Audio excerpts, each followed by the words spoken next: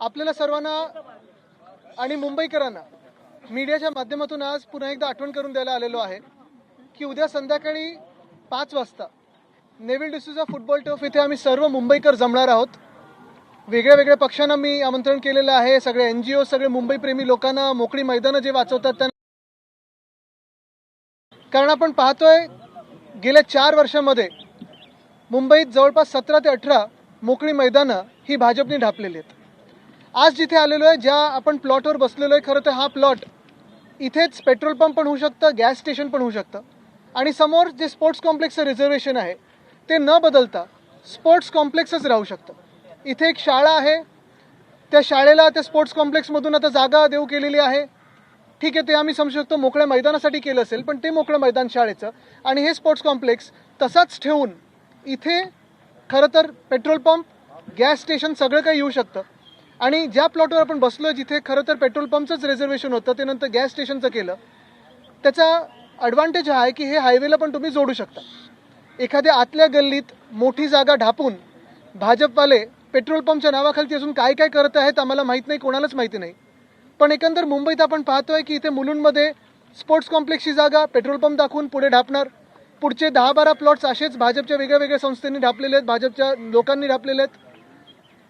काल परवाकडे तुम्हाला जिथे अंधेरीत मी नेलं, तिथे छत्रपती शिवाजी महाराज स्पोर्ट्स कॉम्प्लेक्स हे आम्ही सत्तेत असताना 10 वर्षापूर्वी मुंबई महानगरपालिकेच्या तर्फे आम्ही बनवलं होतं. मोकळं मैदान आहे, खेळाचं मैदान आहे, क्रिकेटचं मैदान आहे, सायकलिंग ट्रॅक आहे, वॉकिंग ट्रॅक आहे, सगळं काही आहे.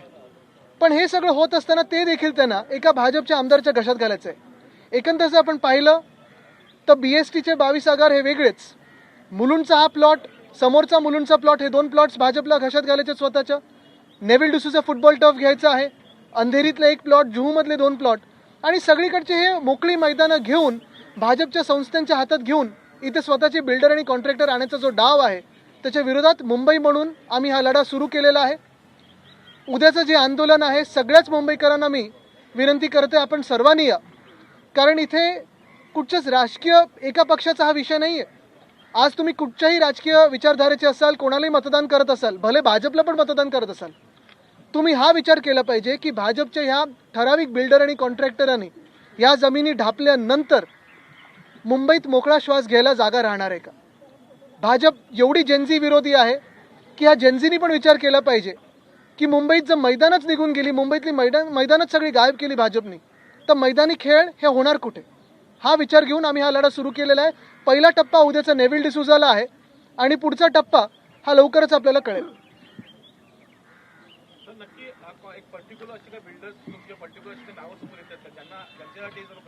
मी कुठच्याही बिल्डर आणि कॉन्ट्रॅक्टरचं नाव घेणार नाही, कारण मी पहिल्यापासून सांगतो, रस्त्याच्या घोटाळ्यात पण जेव्हा मी अनियमितता दाखवली तेव्हा मुंबई महानगरपालिकेला त्याच दिवशी त्यांच्या बिलमध्ये 6,080 कोटीवरनं 5,000 कोटीवर 4 तासात यायला लागलं. माझं भांडण हे कुठच्याही बिल्डर कॉन्ट्रॅक्टरबरोबर नाही आहे. माझं वैचारिक वाद हा या प्रक्रियेशी आहे आणि ही जी सिस्टीम भाजपा चालवायला निघालेली आहे त्याच्याशी आहे.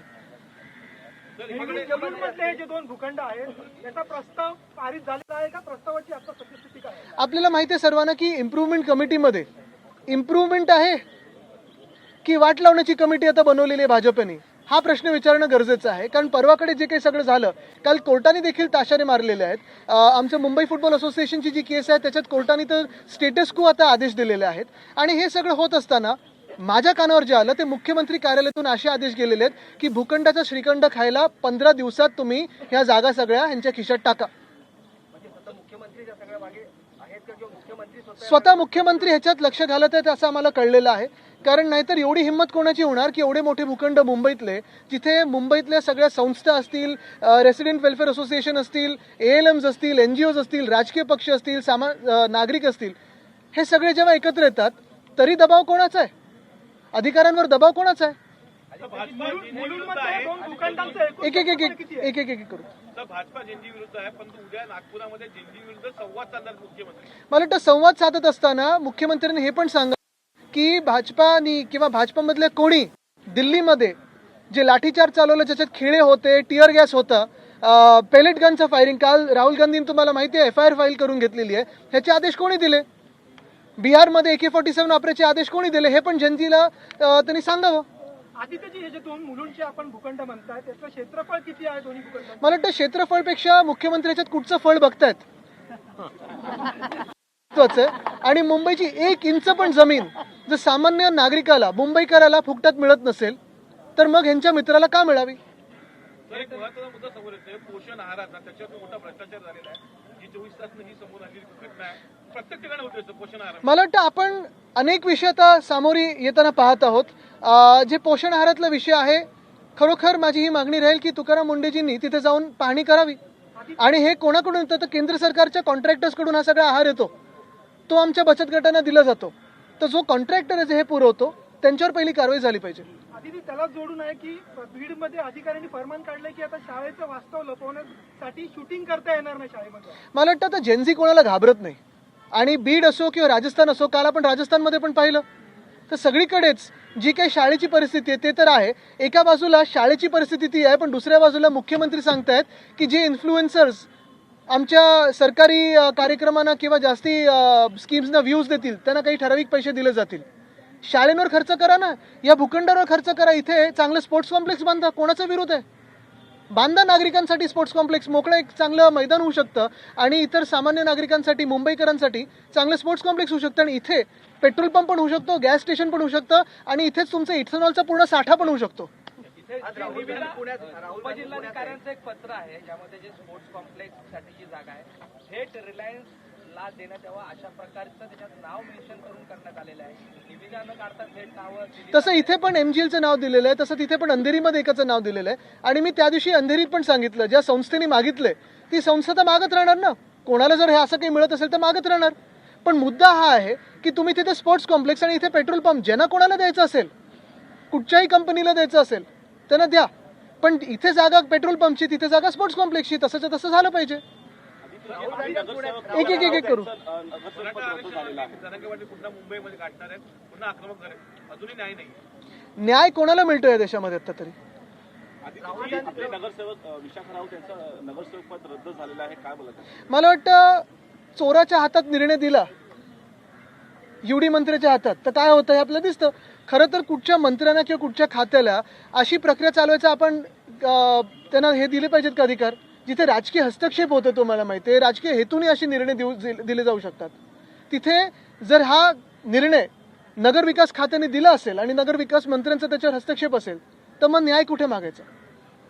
राहुल गांधी आज पुण्यात आहेत, मात्र काँग्रेसच्या कार्यकर्त्यांवरती मोठ्या प्रमाणात गुन्हे दाखल केले जातात आणि सुडापोटी कुठेतरी गुन्हे दाखल करतात असं काँग्रेस कार्यकर्त्यांचा नेत्यांचा. तुम्हाला सांगू का, हे जे काही चाललेलं आहे, काल पण मी पाहिलं, बातमी आली होती की ABVPचे काही गुंड त्या हॉस्टेलमध्ये घुसले होते.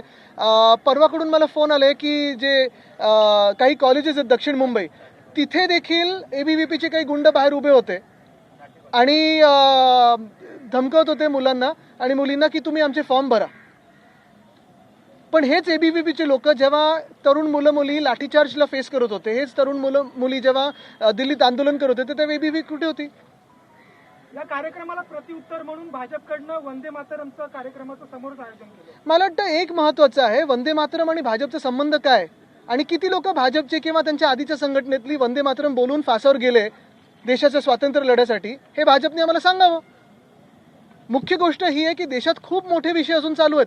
शाळेंमध्ये बाथरूम नाही आहेत, काही काही शाळा वर्ग नसलेले चालले आहेत, काही काही ठिकाणी शिक्षक अजून अपॉइंट झालेले नाही आहेत. आपण पाहतोय ज्या शाळेंची परिस्थिती तशीच आरोग्य सेवे केंद्राची परिस्थिती आहे. मग कशावरनं आपण नेमकं भांडतोय, किती गायचं आणि किती नाही गायचं? वंदे मातरम ह्या 2 शब्दांनी जी चळवळ उभी केली त्याच्यावरनं तुम्ही आज भांडत आहात. पण ज्याच्यासाठी चळवळ उभी केली, ज्या देशासाठी चळवळ उभी केली, त्या देशाचे आज हाल पाहताय तुम्ही. आज साखरेचे भाव वाढलेले आहेत, 10 वर्षात पहिल्यांदा साखरेचे भाव वाढलेले आहेत. आणि ते सगळं एका बाजूला होत असताना मुंबईमधल्या सगळ्या भूखंडांना मुख्यमंत्री महोदय स्वतःच्या मित्रांच्या खिशात टाकायला निघालेले आहेत. भूखंडाला घेऊन ज्या पद्धतीने तुम्ही तिकडे मुंबईत दक्षिण मुंबईत आंदोलन करत आहात, ह्या 2 भूखंडांसाठी देखील अशा प्रकारचं उद्याचं जे आंदोलन आहे तो पहिला टप्पा आहे आणि सगळ्या मुंबईतले भूखंड जे मुख्यमंत्री जे आपल्या मित्रांना श्रीखंड देतात त्याच्या विरोधात आहे. आदित्यजी, सुप्रीम कोर्टामध्ये आपली सुनावणी आता अंतिम टप्प्यात आहे जवळजवळ. अशा वेळी राहुल नार्वेकर म्हणतात की अपात्रतेबाबत जो निर्णय घेतलाय तो शाश्वत निर्णय आहे. मला वाटतं शाश्वत आणि काय लबाडीने जो निर्णय दिला होता त्याच्या विरोधात आम्ही कोर्टात गेलेलो आहे आणि ते कसं निपक्षपातीपणाने वागत नाहीत हे तुम्हाला प्रत्येक दिवशी दिसतं. आम्ही दोघं तर बघतच असतो, कोणालाही बोलायला देतात, कोणाला नहीं बोलायला देत. आदित्य जी, कल जिस तरह से राहुल गांधी को जाना पड़ा और फिर एफआईआर हुई पैलेट गन वाले मामले में, मुझे लगता है कल की जो एफआईआर है बहुत बड़ा एक कदम है न्याय की तरफ. पहली बात तो ये है कि पैलेट गन से फायरिंग हुई, कल ये सबके सामने आया और उस पर एफआईआर हुई. अभी कोर्ट में ये मामला चलेगा. दूसरी बात ये है कि हमारी कानून व्यवस्था ऐसी बन चुकी है अभी 10 सालों में कि आज के दिन में नेता विपक्ष को एक पुलिस स्टेशन जाने पड़ता है, 7 या 8 घंटा बैठना पड़ता है, वहाँ हड़ताल करनी पड़ती है, तब एक एफआईआर दर्ज होती है. तो अगर ऐसी कानून व्यवस्था हो तो किसका विश्वास इस कानून व्यवस्था में रहेगा हमारे देश में. और तीसरी बात, मुझे लगता है कि अभी देश का युवा डरता नहीं है, ये भी कल दिख गया है. देश का युवा जहाँ जहाँ अन्याय होता है वहाँ आवाज उठाते रहेगा, सामने कोई भी खड़ा हो. सीजेपी के जो मेंबर्स हैं उनपे कल जयपुर में आशुतोष पे भी हमला हुआ कल. लेकिन यही बात है ना, सीजेपी करना क्या चाहती है? तो जो शिक्षण व्यवस्था में खोट है या कमी है वही तो ला रही है लोगों के सामने. तो किसी भी सरकार को क्या नुकसान है या क्या डर है? सिर्फ फैसिस्ट डरते हैं शिक्षा व्यवस्था से, दूसरे कोई नहीं डरते.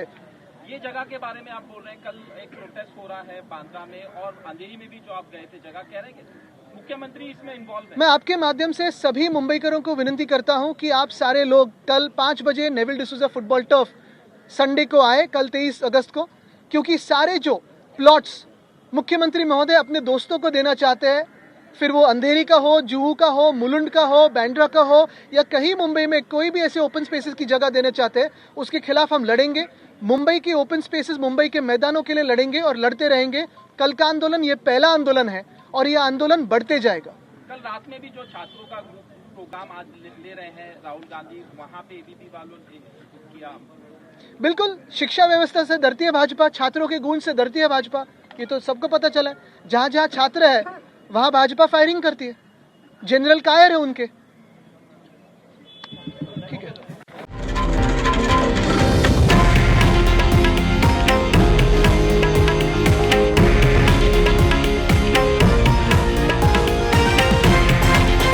हे आहे देशातील नंबर 1 न्यूज नेटवर्क आणि आपण पाहत आहात TV9 मराठी, एकमेव.